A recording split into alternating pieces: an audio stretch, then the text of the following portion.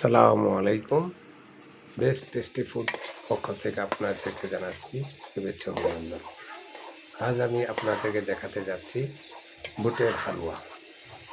বুটগুলোকে আগে সিদ্ধ করে নিতে হবে। তারপরে সিদ্ধ হয়ে গেলে পাটায় আপনারা ব্লেন্ডারও ফাঁকি করতে পারেন বা পাটায় বেটে নিতে পারেন। বেটে নেওয়ার পরে আমরা একটা কড়াইয়ের মধ্যে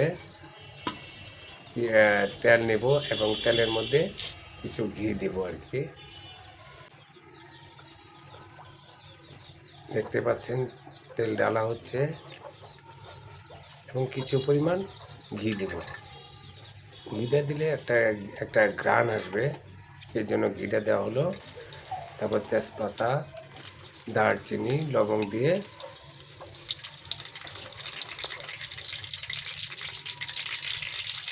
এরপরে কিছু লবণ দিব পরিমাণ মতো।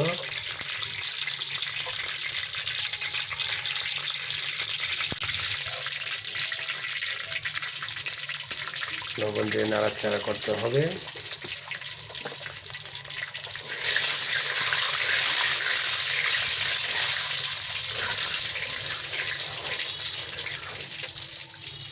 এরপর বেটে নেওয়া যে সিদ্ধ বুটে যে আমরা পেস্ট তৈরি করেছি, এগুলো আমরা এই কড়াইয়ের মধ্যে ঢেলে দেব আস্তে আস্তে।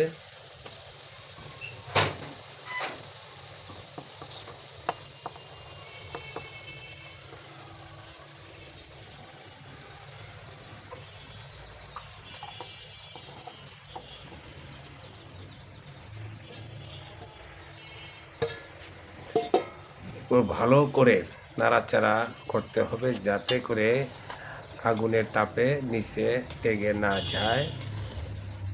ভালো করে নাড়তে হবে যাতে তেলটা এই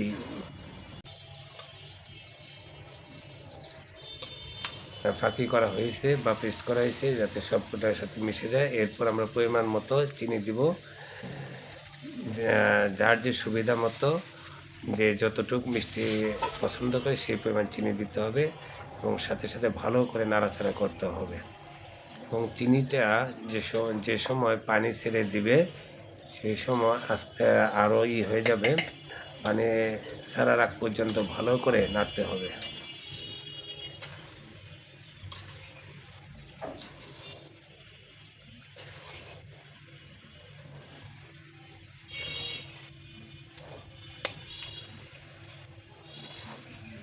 আঁচটা ইচ্ছে করলে আপনি একটু বাড়িয়ে দিতে পারেন তাড়াতাড়ির জন্য।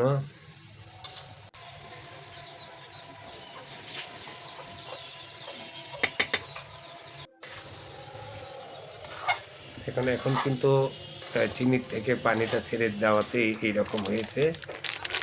এখন সম্পূর্ণ বেশ অনেকক্ষণ জাল দেওয়ার পরে কিছু গুঁড়া দুধ দিয়ে দিবেন, দিলে জিনিসটা আরেকটু টেস্টি হবে।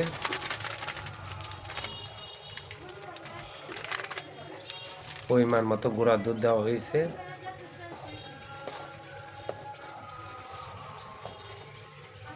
কিছুক্ষণ নাড়াচাড়া করে নামিয়ে ফেলতে হবে।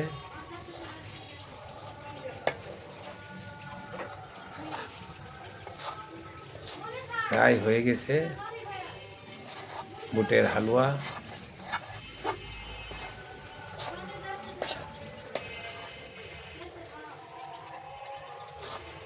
এখন একটি বড় বাটিতে নিয়ে আগে গুঁড়ো দুধ দিয়ে ওগুলো ঢেলে তার উপরে গুঁড়া দুধ ছিটিয়ে দিয়ে হাত দিয়ে চারিদিক দিয়ে সমান করে ওই চাকু দিয়ে পিস পিস করে চার কোনা করে কাটতে হবে।